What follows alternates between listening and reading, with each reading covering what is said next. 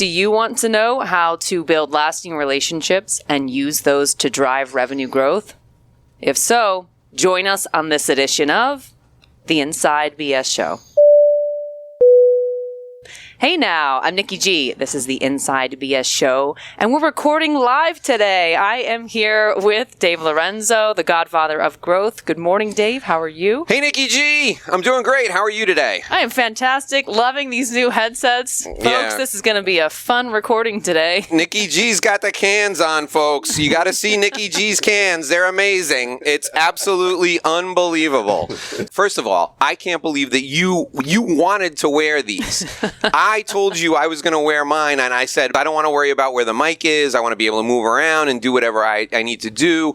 And you were like, oh, we should both get them. And then we could pretend we're airline pilots, and we could say all kinds of things like, we're cruising at 30,000 feet. And you were literally doing that while I was setting everything up now. It's like you're a 5-year-old playing with a new toy. It is Christmas time. We do have fun on the show. We give you the inside scoop, but we certainly have fun with what we're doing. So this is the first time we're doing a remote recording, and we are in the beautiful offices of Global Furniture. Actually, it's their showroom. And picture the nicest event space you've been to for a corporate event and then multiply it by 10. That's what this place is like. So we're really fortunate to be here today.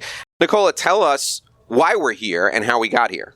We are here because a friend of mine, Francisco Ramirez, who is joining us as our guest today, invited us to check out this space, to host some events here. We had the opportunity to do that, and I'll tell you what, it's an incredible space. There's so many different areas for collaboration, so we wanted to host some of our events here, really get a feel for utilizing the full space with what we were doing, and it turned out fantastic.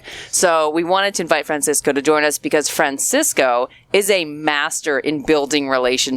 That is what he does for a living. That is how we met. So we wanted to give you the inside scoop on how you build those relationships and use them to drive revenue growth in your business. All right. If you're following along at home, the key drivers of enterprise value, this is driver number 7. Building relationships is essential no matter what business you're in.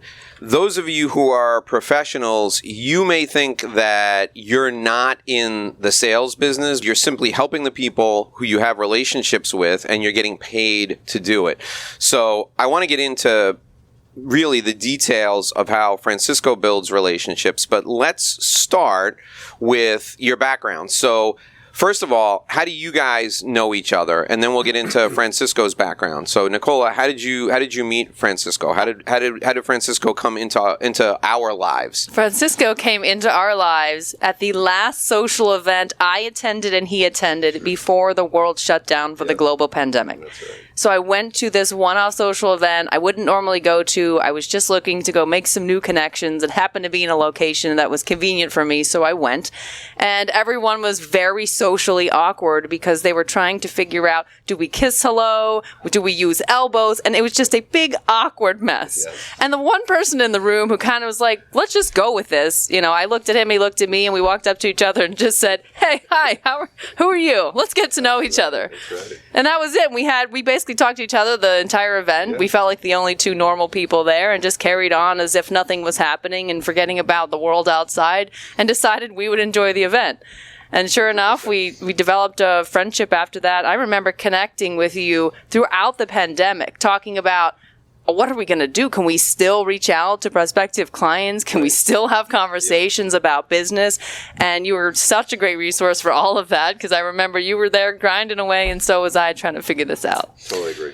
All right. So, Francisco, welcome. Thank you. Thank you for joining us. Tell us a little bit about what you do here, because the space here is absolutely beautiful. And, you know, I'm old enough to remember a show called Fantasy Island. There was a guy named Mr. Rourke who was like, welcome everyone. And that's like, whenever we come here, like, you're like that guy. You're like, come, just use the space. Welcome, have fun.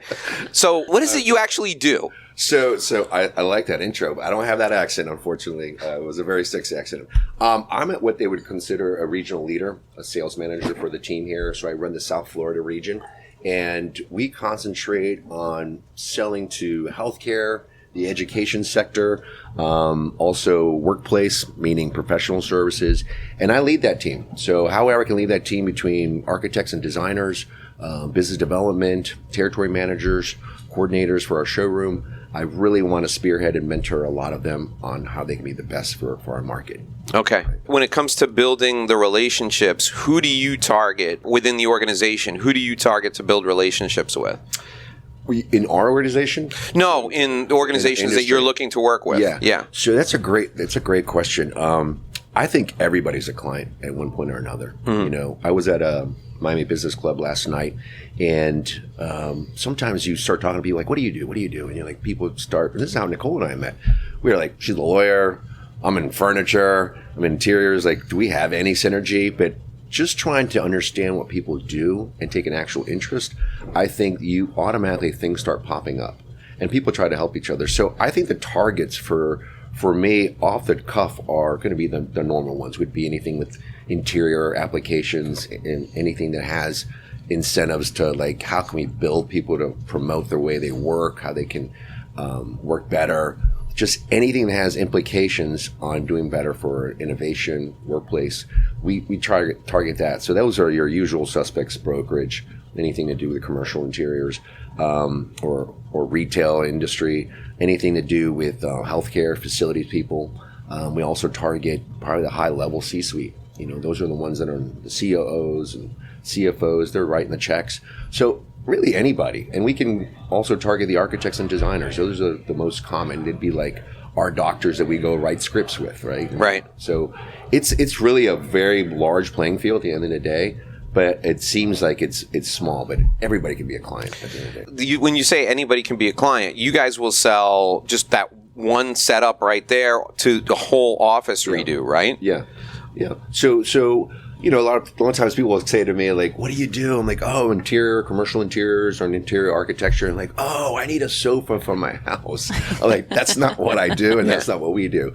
What we do is we do have spaces that are going to make you work harder, think harder, promote more connections. And those are the things you're talking about. Mm-hmm. Yes, it could be something ancillary. It could be the soft seating. It could be collaboration, open areas, or it could be heads down work where we have actual cubicles or, pods that are going to evoke people to just say, hey, I need to be alone. I need to do my heads down work, or conference room. So all the different applications, you name it, we'll come up with it. And as Global Furniture Group, we are a large portfolio of furniture that really subscribes to any type of work. We do hospitality, but that's not our forefront, but we do a lot of it. I would, to answer your question, anything's possible. You ask us if, hey, you want a couch? We have one. If that's what at the end of the day. Maybe not for your home, but probably could work inside there too. That's great. Yeah. Okay, so you're speaking with prospects. Like, what are you looking for them to say that's a trigger for you? Yeah. Like, what tells you, okay, now this might be someone who's really interested in what we do. What are you listening for? That's a great question. I think three things. I think the first thing is there a renovation, expansion, or maybe even a new build? So those are the things that I probably will look for, because any of those implications are going to mean like, hey, there's a new project that's new construction, or hey, maybe we're revamping the office, right? Or hey, I'm busting at the seams, I need to add more people, and we need to expand. So those are the things that I'm always keeping in the back of my mind. As far as connections, it's the same thing every time. Listening is the biggest thing, and asking the questions. People love to talk about themselves, and it's just inherent in what we do, So if you can ask those questions and get to know what people do, you start finding out connections along the way and how to weave into the world. And it could be something that's so far-fetched. Sometimes we're talking to accountants and they think, I have nothing to do with furniture, but then they realize, oh my God, my COO actually is looking at new space right now, right? So we actually are going to be moving, or we actually are expanding. And so those conversations start, pretty grassroots and start happening like that. So you don't look for then a specific position when you're speaking with someone, like an accountant. You just gave a good example as an accountant, someone that I wouldn't think would be a likely prospect for you. Right. So are you looking for specific positions or not? Okay, back to the things. I think ideally the ones we love to work with, which is just the easy ones, are the architects and designers that are in commercial space. They're going to be our bread and butter. The next ones would be someone that's working for an end user directly, that has those decisions that can make, operation decisions, or CFO or anything like that. And then the last one would probably be an influencer, someone that not necessarily is directly tied, but is an advocate, or someone that says, hey, you need to use them, like you guys, right? You're doing this, and this is touching who knows how many people. that go, I'm actually need to do something about my space. Dozens of people. Yes, dozens of people will be hundreds of people. rushing. No, more like tens of people will be rushing in. I'll take the one. I don't care. One's even good. That's all it takes, right? I mean, you're in sales. It's all you need is one That's real right. qualified prospect for you. Absolutely, 100%. We talk about that often. Yeah. So I mean, I think it's listening all the time and talking. It's interesting to find all the different facets of people and their backgrounds. And we've worked with, our company's worked with so many different types of end users. We just had Sony Latin America here. They were doing something with the Latin Grammys. They used our space. You know, it wouldn't be something you would think off the cuff, but man, they wanted to use our space. We're connecting with them. They want to do something with their spaces now. It's just all sorts of different demographics. So they came here. They had an event here. Now they want to do something. They want to take your stuff and the designs that you've created. We started some great conversations to tour their space and take a look at it. And they're a mass corporation, obviously. So we've started some great conversations with our CEO and some of their leaders and seeing what we can get done. So we'll start moving along with that. Yeah. So let me ask you this, because a lot of people struggle with this. How do you get into rooms where your ideal clients are? Ooh, where our ideal clients are. I think, honestly, we have to create that. So we do something very similar to what you guys are doing. We do some very specific roundtables, and they are leaders in what they do. So it might be a leader of a construction company. The other one might be an owner's rep, project management rep. The other one might be an actual architect. The other one might be an operations person, an end user. So if you can fill the room and create that environment, that atmosphere to just synergy and just be able to kind of let that go, and you're the facilitator, it brings a lot of value. So I think that's the easiest way we've found. The other way is obviously, there's a lot of networking associations that just lend themselves to our industry, which could be, like Crew or Commercial Real Estate for Women.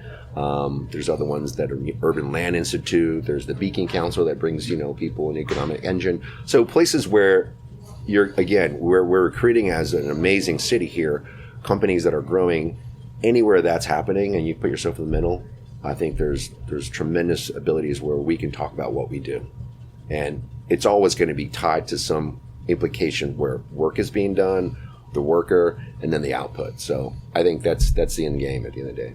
The furniture you have here and the settings that you've created, like the scenes that you've set here for the way the workplace should look, it's very much like the modern WeWork type space. Yeah. Right? Yeah.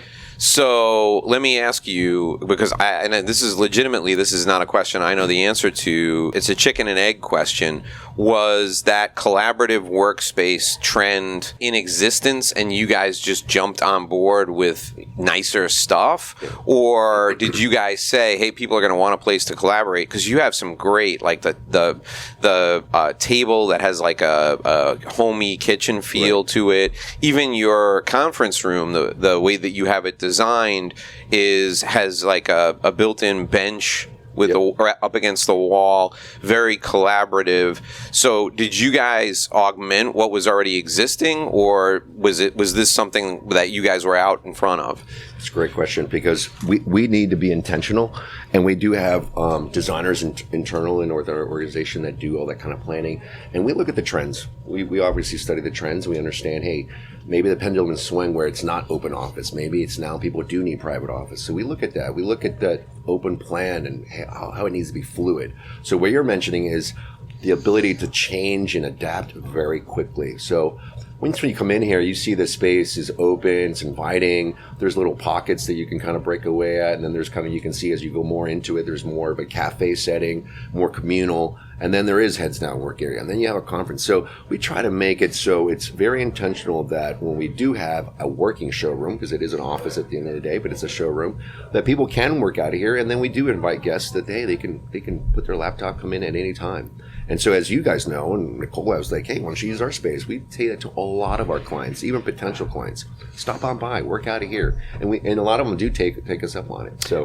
thank God I don't work in an office, right? Because I'm basically unemployable. But do offices have stuff that looks like this? I've been to professional service firms' offices, and most of them, they don't look like this. The lobby's really nice, and then you open that door, and there's like boxes in the hallway, and the desk is all nicked up from where the guy's been banging with his hands with his rings, right? So, like, do offices actually look like this now? I mean, yes and no. I would say the upper echelon of the very prestigious law firms, they're going to spend some money on their interiors, right? Right. But even those get weathered, so they have to keep refurbishing. Sometimes they're like, hey, that's not a priority, right? Our people might be a priority, maybe not our space right now.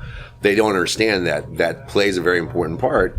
But no, not all offices are like that. You'd be surprised, even when we walk into some architectural firms, we think, hey, they're supposed to be really nice. And we're like, wow, this is not what I envisioned for a design interior firm, right? So it happens. The shoe cobbler's kind of story. They got the worst shoes sometimes, so it does happen. But no, I would say yes and no. We're fortunate to work with some great companies that need this, and they realize, hey, it really changes the way you feel as you come into an office. Like, I want to go in the office, right? And that's the biggest struggle I think a lot of companies are going through today, is how do we get everybody back? And it's got to be beyond the pool table and the ping pong table. It's not that, right? You got to make it so you have connections, and that's the biggest thing. How can we promote connections? That's exactly what I wanted to pick up on. But before I do that, we should have mentioned the space that we are sitting in is in the heart of the design district in Miami. So we are in prime real estate here. We're surrounded by luxury shops. This area came out of nowhere when it was first developed. And now, I mean, it's a space where we see Art Basel, where we see tourists come in, mass. So we're in like really a heart of Miami. So wanted to mention that because this space, when you see it, it fits right in and it all makes sense. So let me go now back to picking up on the point where you had mentioned, like, some companies just don't get it. Why do we invest in these cool and collaborative spaces? Talk to us a little bit more about that, especially because you touch different industries where the space really makes a difference. Yeah. I think off the cuff, I think a lot of CEOs and leaders don't understand that space really develops your culture. It really, at the end of the day, does start defining your culture and your brand. So they might look at it as an expense that, hey, we just need desk and we just need a place for them to sit and whatever.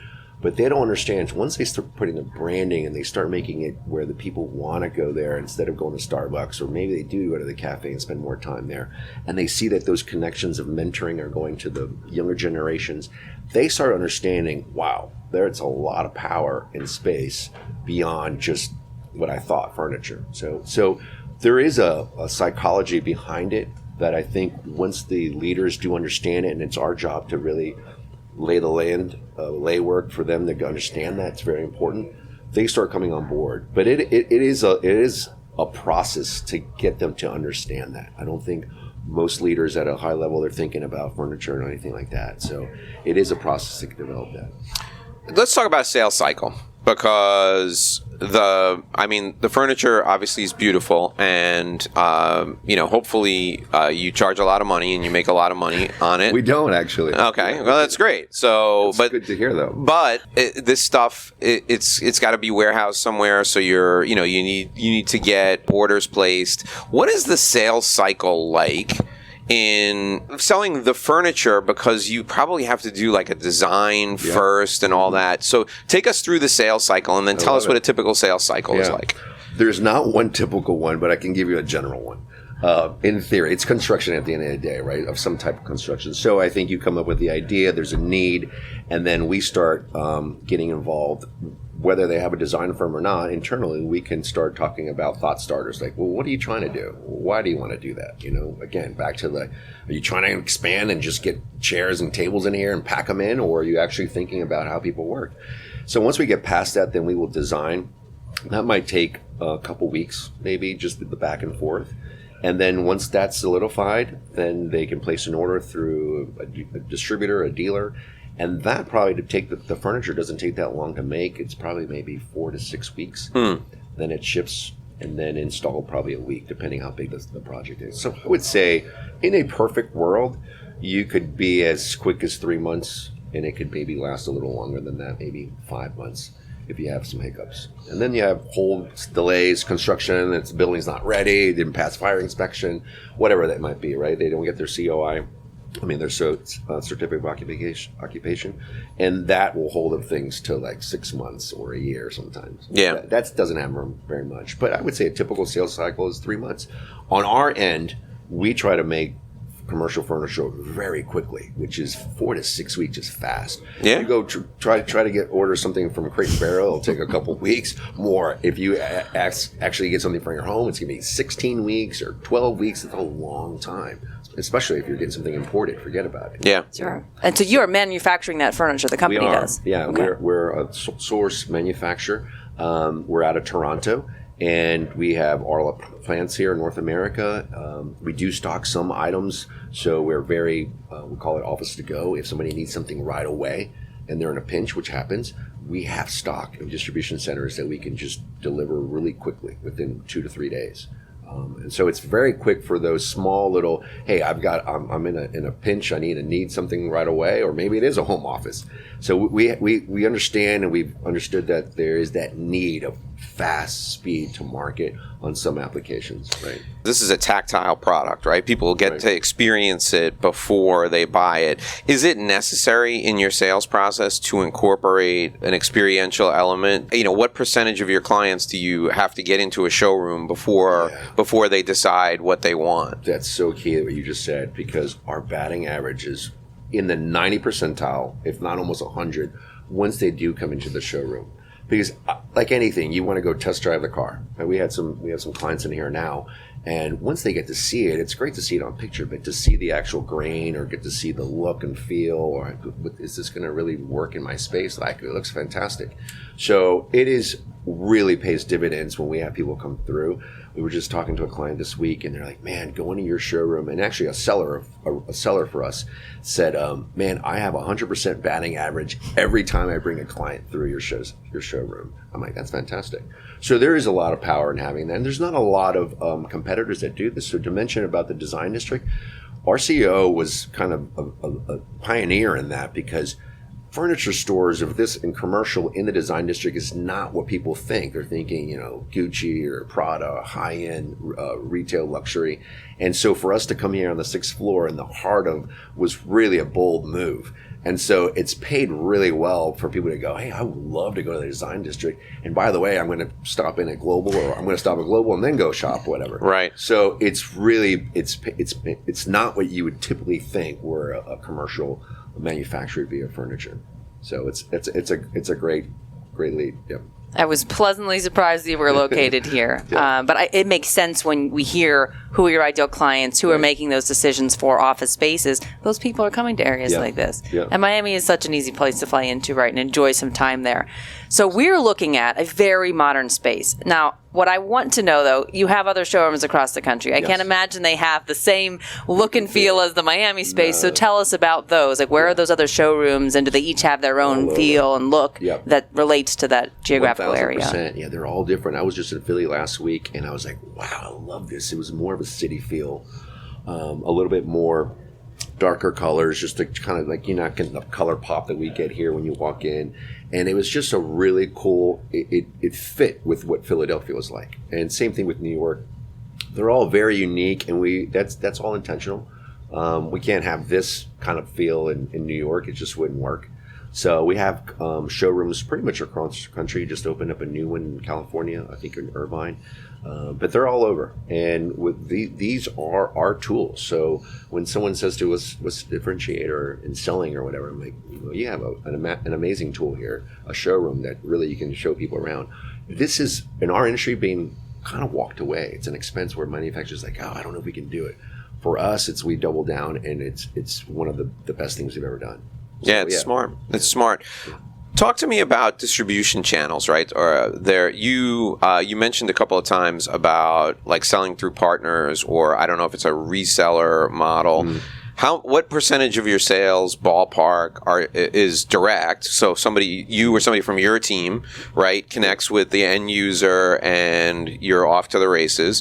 What percentage is somebody who's, I guess, would be an interior designer or an architect? Yeah. They lay out the floor plan and they say only this furniture will fit here. And I'm sure there are people that you work with who are resellers or so what percentage? And give us the different channels and what percentage comes from each channel? Yeah, it's really a main channel that we use, a distribution network. So it's kind of like the car industry, right? If you want to go buy a Mercedes or a Honda, you can't go straight to Honda or Mercedes. You got to buy through the dealership, right? It's a similar thing.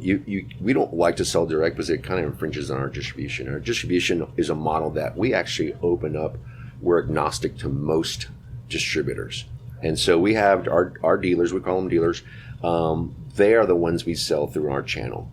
Rarely do we sell direct. The government might have a contract that maybe can buy direct, but that's seldom because you want our distribution to install and handle all those problems, those little things that come up. And they also have other products outside of our portfolio, whether it be architectural walls or the lighting, or maybe they can sell flooring, things that are just kind of make that whole room provider as a dealer. So that is the best model for us, that we are actually very agnostic, and we're open to everybody. We're not just aligned with one dealer, one installer, where a lot of our competition might be that way.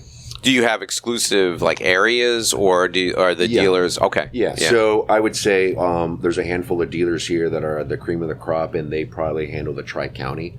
There's times that they've handled the Caribbean, and we do sell to international, so that might be where we send to a freight forwarder and then they handle it from there. Sometimes they might handle something that is connected maybe in New York or outside of the region, but it got specified and it came out of the nucleus of Miami. Yeah. So that would be the only time that they actually might go to something, or they're networked with another of their partners. Yeah. That's out of state or something like that. So when you were a kid, like playing on the playground, were you thinking? I know where this is coming. Were you thinking to yourself, when I grow up, I want to lead the global furniture distribute? Like I am going to align my career so that, like, you were in your house, like, how much for this coffee table? Right. What do you give me for this? That's right. No, seriously, how do you get into, because you've had, based on what Nicola has told me, this isn't your first gig in furniture. No. So, like, how did you become the king of furniture? The king of furniture. I like the way that sounds. We have to work on that. No, it's never like that. I actually always liked architecture as a kid. I always liked the creative process. And this is wild, because there was even a time that I was in women's fashion. Not many people know that about me. Not a bad place to be, my friend. Not a bad place. And I was really serious in Fashion Institute, technology, and I just like design. It didn't pan out that way. That's what actually brought me to Miami. But the next thing, when I was going to school, I was working for an interior design firm. And I loved it. I loved, even though I was helping with purchasing, I wasn't doing designing and anything like that. I was going to school.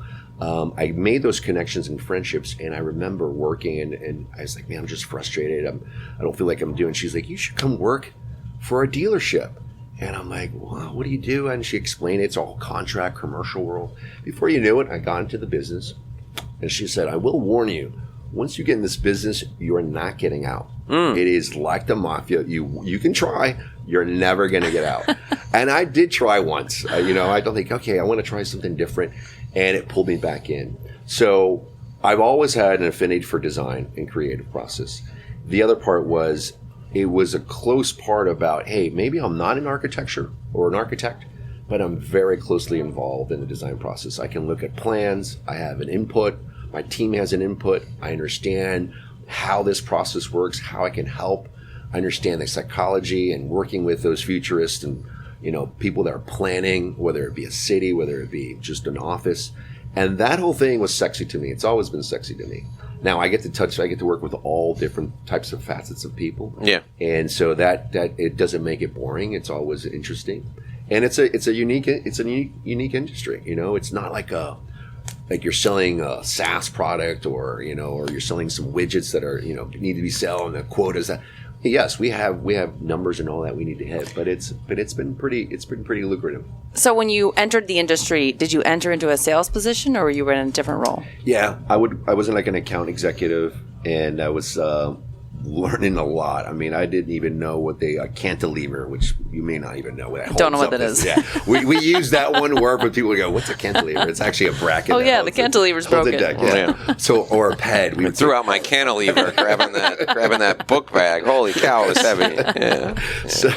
So that kind of stuff, and it was hard knocks on understanding a lot more design, putting things together.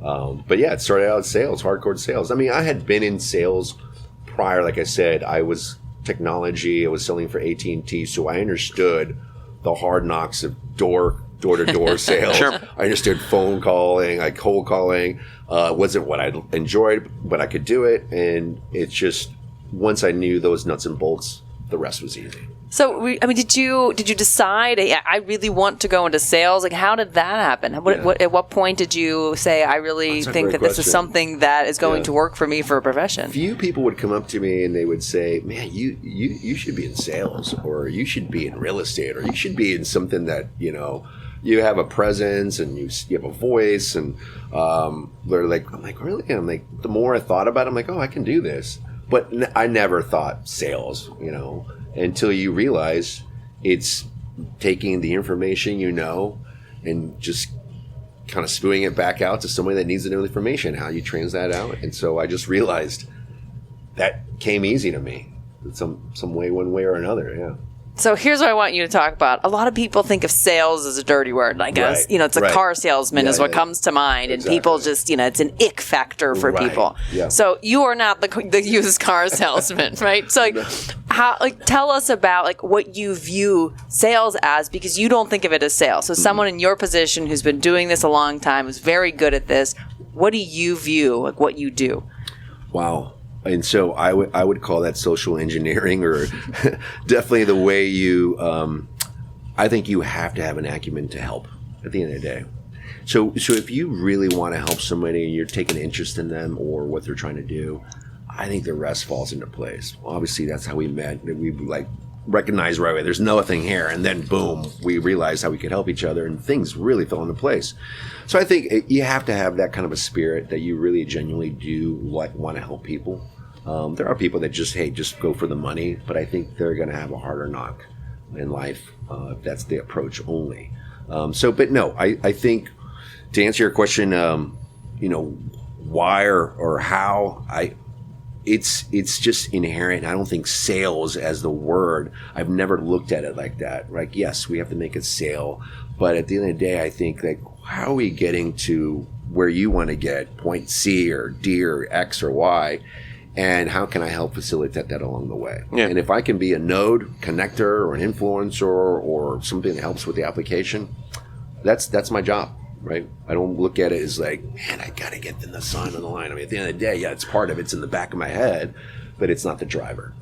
I think everything else falls into place. Sure, and at some point, what we do, we have to make revenue out of it. Yeah, of course. So, of course, that's a component, but for you, it's the relationship first. Yeah. And I don't even want to use the title sales, because that's not what you do. You really are a relationship builder and someone who's good at that. And what you're doing is helping other people with something that you have that can fulfill a need that they have. 100%. I think, and you guys know this better than me, you probably could give me some good stories about when you just, hey, I'm going to help this person. I have nothing to gain out of it. Something came out of it. And I think for my career, that's always been the case. I'm like, hey, I'm just going to help them. And something happened where I'm like, it's kind of like that 10% rule, giving back to and tithing or whatever. And you just like, how do I get so much more just by giving this little bit, right? So I think that's the way I look at it. If you can master the art of giving to people selflessly without any expectation of anything in return, but you're prepared for when they say, how can I help you? You're prepared to answer that question. Right. I think that's the ball game, right? Where people fall down, and we see this constantly, is they say, I've given so much. We see this all the time. I've made 30 introductions and I'm not getting anything back. I'll turn to them and I'll say, all right, after you make the introductions, do people thank you? Oh, they always thank me. And I say, well, what do you say when they say thank you? I just smile and nod. And I say to them, well, here's the answer, right? When somebody says, thank you so much for introducing me to Francisco. His place was great. We had a great event there. I really appreciate you doing that. Your response is, you're welcome. I know you do the same for me. Nice. Because that prompts them to say, of course I would. Right. And then you could say, would you like to hear who I'd like to meet? But you can only say that if you're prepared to ask them for something. So, the only person who doesn't say, I would love to help you, how can I? They're psychopaths, the people who don't say that, right? And the idea is, if they don't say that, you need to get away from them as fast as you can, because they're never gonna want to be generous and be kind to you. So the people who are out there right now, if you're listening and you're thinking, oh, it's really great because Francisco's got this wonderful showroom that he can invite people to, and they can have meetings, and he can invite 1,000 people, and if 2 of them say yes, he's making money. Here's the deal. He's ready when somebody says, thank you so much. He's going to say, listen, I know you do the same for me, and I will say, of course, and I'll say, who do you want to meet? Francisco knows who he wants to be introduced to, right? You knuckleheads out there who are listening, you don't know how to answer that question, so you got to have somebody in mind. So your homework is to go through LinkedIn of the people that you're giving to, and be prepared. Use a notebook, write this stuff down, so that when you're sitting in front of them and they go, who can I introduce you to? Here's who you can introduce me to. I saw you're connected on LinkedIn to Nicola Gelormino. I want that introduction. That's right. So, Francisco, you're out there, you're going to these events, you meet Nicola. What's your line that gets you into a conversation where you get to introduce what you do? You don't say, hey, you're sitting on a chair. Where'd you get that chair? Office furniture doesn't come up in everyday conversation. No, it doesn't. So how do you get to bring that up? Wow, that's a great question. I don't know. If I don't get asked, or if I get asked what I do. Let's do both. So I'm going to ask, because that's what I do, right? The first thing I'm going to say is, what do you do for a living? So when I say to you, Francisco, what do you do for a living? What do you say? The minute I say that, this is complete, I'll say, listen, I'm in commercial interiors, and commercial interior architecture. And they'll go, what does that mean? So that's enough to go, what does that mean? Because they heard a couple words that they kind of know, but they need more clarification. They don't want to assume. So that gets a conversation going really quickly, right? And it's true. We are in interior design. We do commercial applications, manufacturing. We have all these products that sit inside the interior architecture. So that is probably the biggest thing when someone asks me. I don't go, hey, I lead a team, or whatever. If we get more into it, of course. But that means no one wants to know about that. Yeah. Hey, I have 7 people that report to me, or whatever. It's not, Deerfield Beach all the way down to the Keys. That's my area. Yeah, exactly. To get into a conversation a little bit more, I don't know. I think you have to feel the conversation. So if we're at a Biz Now or a networking event, again, I always lead with what people do first. And then I see how I can inject something of an add value. Hey, if it's not just my connection, it's what we do. Come by, love to host you. And then that hospitality move maybe proves into something that we can talk a little bit more about. But yeah. Well, that's great. Yeah. I love that. That's what I would do all day long. If somebody said, hey, what do you do? And I was in your shoes, I would say, well, I do interior design, but honestly, if you really want to experience what I do, next time you have a meeting, bring your meeting to my place. It's gorgeous. I'll host you. I love it. James giving me some good takeaways. No, seriously. I mean, because what you have is so powerful when people experience it. And I'll be honest with you, when Nicola first said to me, we're going to have a meeting at this furniture place, like on the Palmetto, across from the car dealer. Really? No, it's in the design district. And she said, yeah. And he's still like, wait, where? I'm like, are you sure? And she said, yes, I'm sure. I've been there. I'm like, all right, fine. We'll give it a try. It's beautiful. So I wish I had something like this for our business where I could just get them in and have them experience it. And this is exactly how we got here. You said to me, you walked up to me at another event and said, hey, I know you host these events. Are you looking for a space? And I jumped all over it. Yep. I didn't appreciate, and having known you for as long as I have, I didn't appreciate that you moved to this location and you were here. And the second you told me where it was, I already knew, because I knew that the typical furniture store we're thinking of on US 1 is not sitting in the heart of the design district. That retail is far too expensive. Right. So I already knew before looking at it, but still wanted to come. You don't even want to know. I'm thinking like El Dorado, like, next to BrandSmart, and people are leaving their boxes for their TVs in the parking lot. Like, órale, dame eso, ven aquí. Like, that's what I was thinking we were gonna. That's normal thing. But we come here, it's between Breitling and Gucci, and I'm like, wait, this is where we're going. That's That's how I tell people how to find it. Yeah. Do you know where Gucci is? Of course, it's easy to find. Yeah. Right across the street. Yeah. That's right. It's perfect. It's absolutely perfect. All right, so Francisco, let's do this. Tell people how they can get in touch with you, and I want to make sure, because I want to highlight this. You don't have to be in Miami to experience the great design and the furniture that Global has to offer. I think I've been to an event in Merchandise Mart in Chicago. I think you have a showroom? We have a great showroom. So I think I've been to an event there. Really? You have a showroom in New York. You have showrooms in Miami, Atlanta, you name it. Yeah. Yeah. So how do people get a hold of you to figure out how they can go to the showroom nearest them and host a meeting, or just abuse the people there like we abuse you? How can they abuse people from Global in a city near them? Please. Abuse more. More. I think the easiest way is either my cell phone, my direct number, and I have no problem giving it, which is 305-563-0785. Do that one more time, a little bit more slowly. 305-563-0785. Okay. Or F. Ramirez at globalfurnituregroup.com. F. Ramirez at globalfurnituregroup.com. We're going to put that in the show notes. And it's like you said, we invite people to come through. And we'd love to host them, and if they need to use a space, and it makes sense, absolutely. So please come by. As long as it's around the events that we're hosting. That's right. You guys get Success first dibs. That's it. We appreciate you. We appreciate you hosting us. We appreciate you sitting down with us and having this conversation. It's been a wealth of information for people who don't know about what you folks do, what someone like in your position does. So very much appreciate your time. I love it. Appreciate having me today. All right, folks, that'll do it for another episode of the Inside BS Show. My name is Dave Lorenzo, and we are here with an interview show just like this every week, every Wednesday. Also, you can check us out on YouTube if you're listening to us carrying your little Nikki G in your pocket and you're walking the dog or you're washing the dishes. You can watch us on YouTube. That's right, we have a YouTube channel. Just go to the search bar and type in Inside BS Show into the search bar. All kinds of goodies for you up there, including new for 2025 YouTube Shorts. That's right, you don't just get a full-length Nikki G, you also get a short Nikki G, which in person is not the case. She's actually taller than I am, but you can see Shorts with Nikki G on YouTube starting in 2025. If you like this show, please tell a friend. The show only grows when you share it. Make sure they know they can find us on Spotify, Apple, or wherever you get your podcasts. My name is Dave Lorenzo. I am the godfather of growth, and she is Nikki G. And we'll be back here again next week, folks. Thank you so much for joining us. Until then, we'll see you.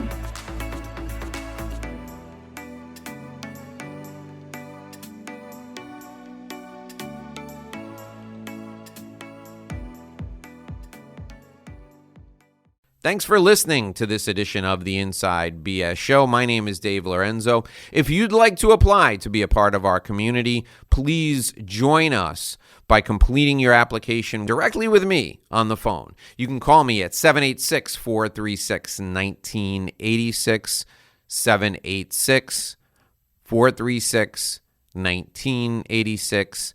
I can't wait to speak with you. Join us by calling me today.